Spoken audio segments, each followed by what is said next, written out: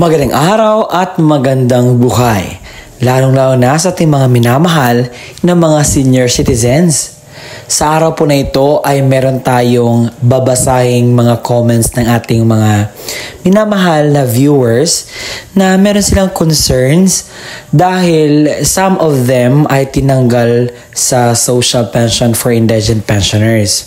Ano ba yung mga rason? Bakit tinanggal sila? Babasahin natin para meron tayong idea kung paano natin sila matutulungan o kung paano natin maklaro po sa kanila ang mga bagay na ito. At sa ngayon po, meron akong basihan kung paano tayo maging isa sa pagbigay ng solusyon sa problema po ninyo.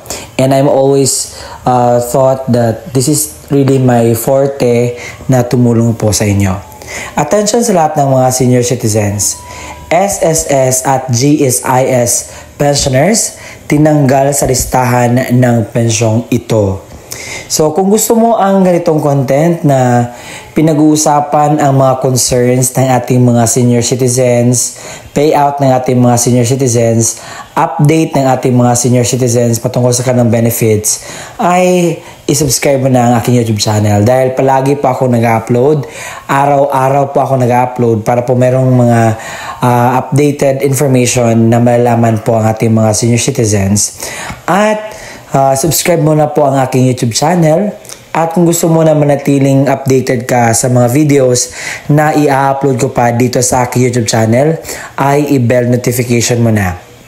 At ngayon, babasahin natin at tutulungan natin silang ipaalam sa kanila ano yung dapat nilang reaction or ano yung dapat na impormasyon ang makukuha nila ngayon. Ito po ay isang comment ng ating tagapanood dahil siya ay may reaction tungkol sa pagkatanggal ng mga SSS pensioners at GSIS pensioners sa social pension. Sabi niya dito, ang pensyon po namin ay galing sa GSIS o SSS ay sarili naming kwarta at hindi galing sa gobyerno. Ito po ang monthly contribution namin noong nagtatrabaho pa kami. So, yan po ang ating sasagutan mamaya-maya. And proceed tayo sa next na comment. Sabi dito, pinagtrabahuan naman namin yung pension namin sa SSS. Kagaya ko, 2,200 lang ang pension ko. Kulang pa sa maintenance ko. Sana may isa batas na ang Universal Social Pension para sa kalahatan na ang makatanggap once na senior citizens ka na. And meron naman po siyang point. And now, let's proceed sa pangatlo po na tawag dito na comment galing sa ating mga viewer. Sabi dito, siya po ay mismo ang tinanggalan. Sabi niya dito, ganoon din po ako, tinanggalan dahil may pension daw ako sa SSS dito sa Masbate. Sabi ni Livy Victoria Banatasa Ballester. At sabi pa dito, kami rin dito sa lugar po namin sa La Union, tinanggal din po kami dahil daw may abroad kami. Sabi dito, hindi po pantay ang nagbigay ng social pension. Isa ako sa natanggalan pero 2015 pa akong na-member sa OSCA. Bago na po nakatanggap kasi nagreklamo na maliit lang SSS pension, kulang sa maintenance, sa asthma at arthritis, pang pa-check up. Givalidate, nagdala ako ng medical cert, pagpatunay na may maintenance ako. Okay naman, nakatanggap ako 5 beses tapos naalis ang pangalan ko. Marami dito sa Buhangin, Davao City, social pension, malapit sa bundok, best friend nila. Sana po pantay para ialis. Ano ba to? Para pantay ialis. Suspension, universal pension na lang pantay lahat. God bless. At atin pong nabasa ang mga comment ng ating mga senior citizens na dating pensioner sa social pension pero ngayon tinanggal dahil po merong mga rason. Ngayon, balikan natin kung ano ba talaga ang ibig sabihin ng social pension. Ano ba ang mga qualifications at ano ba ang dapat nating lagay natin sa ating puso at isipan kung makarinig tayo ng social pension for indigent senior citizens. Sabi dito, para ma-qualify po tayo sa social pension for indigent senior citizens, sa Pilipinas, kinakailangan ang isang tao na matatawag na pensioners ay may edad na 60 years old and above. So dito qualification po, kinakailangan siya ay frail, masakitin at merong disability. At ito pa po ang klaro po na minention po dito sa social pension na qualification na dapat wala pong pension na tinatanggap sa gobyerno or sa private insurance or a regular source of income or support. So kanina nabasa natin na merong tinanggal na merong pension sa SSS, GSIS, may abroad at may sahod. So, automatic po kasi kapag mag-validate ang DSWD, so kapag nakita nila na hindi na po kayo qualified, you're automatically out po sa social pension for indigent senior citizens. Dahil po, magfo-focus po talaga ang DSWD sa meaning and sa requirements po. Dahil hindi po natin pwedeng i-push na meron tayong tinanggap sa other institution or government or any insurances. Pero, ang tawag dito ay ano pa natin na kulang ang ating hindi po dapat natin tinatawag dito pina-force ang mga bagay dahil meron po sinusunod na qualifications si social pension. Marami pa nga pong mga tao or mga senior citizens ang hindi pa nakapasok sa social pension, nasa waiting list pa na meron pang 600,000. Kaya naman po, tinanggal po dahil hindi na po sumusunod sa kwalifikasyon ng social pension for indigent senior citizens. Para po klaro sa atin, babasahin po natin ang eligibility criteria. Ibig sabihin, kung sino lang po yung pwedeng makapasok or makakuha ng payout sa social pension for indigent senior citizens. Ito po, nasa inyong screen.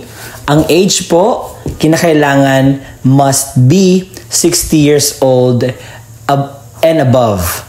Ibig sabihin, kung 59 ka, 58 ka, hindi ka pa po pwede dito. Kung ikaw ay 60 and above, ikaw po ay sobrang pwede na po dito. Kinakailangan, frail, sakitin, or disabled. So, ang aplikante, kinakailangan po, meron po sa mga nabanggit. Kinakailangan sa tatlong eligibility, no pension from other sources. Ito po mas klaro po sa atin na hindi po pwede ang mga may tinatanggap sa SSS, GSIS, or sa PVAU or any insurance company. Kasi stated na po dito sa requirements sa pag-qualify ng isang tao. And kinakailangan walang regular income or support. So kagaya nung nabasa natin kanina, meron mga tinanggalan dahil meron silang abroad. Nandito po ang rule number 4 or requirements number 4 na kinakailangan walang tinatanggap na support or sahod sa anumang pinagtatrabahuan ninyo. Dahil paano po natin maibalik ang social pension na anong tawag dito na meaning kung hindi po natin susundin ang tawag dito criteria. And to tell you exactly, marami pong tinanggalan ng pensyon last year, 2024 sa August, and ipapakita ko po sa inyo kung ilan po ang natanggalan at natanggal sa pensyon ng social pension. Breaking news, 13,000 na mga senior citizen tanggal sa social pension list. Iloilo ang may pinakamaraming lugar na tinanggalan ng social pension. At sa lahat-lahat, umabot ng 13,468 na mga benepisyaryo ng social pension ang tinanggal sa Western Visayas. Batayan sa Department of Social Welfare and Development. Sa lahat ng mga taga Iloilo dyan, baka nagtaka kayo na hindi na kayo nakatanggap ng mga benepisyaryo sa social pension. Baka isa kayo sa mga natanggal na. Pero ano ba dapat ang kailangan para maging isang miyembro or maging parte sa social pension? Ngayon, alamin natin bakit marami ang natanggal sa social pension. Ano po ba yung mga rason? Batay sa pag-validate ng DSWD, nakita nila na may 1,327 na tumatanggap ng pensyon galing sa SSS and GSIS. 830 ay tumatanggap pa ng honorarium or sahod. 331 tumatanggap ng regular na support sa kanilang pamilya. At yung iba ay namatay na. Yung iba naman ay nag-iba ng location na kanilang pinagtitirhan.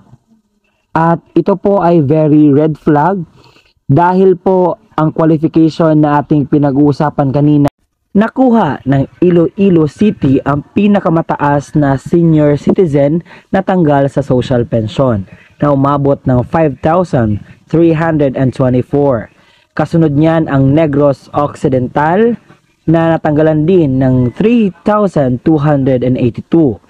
Kasunod niyan ang Capiz na tinanggalan din ng 1,594. Kasunod niyan ang Aklan na tinanggalan din ng 1,494. Sumunod dyan ang Antique na natanggalan din ng 1,308.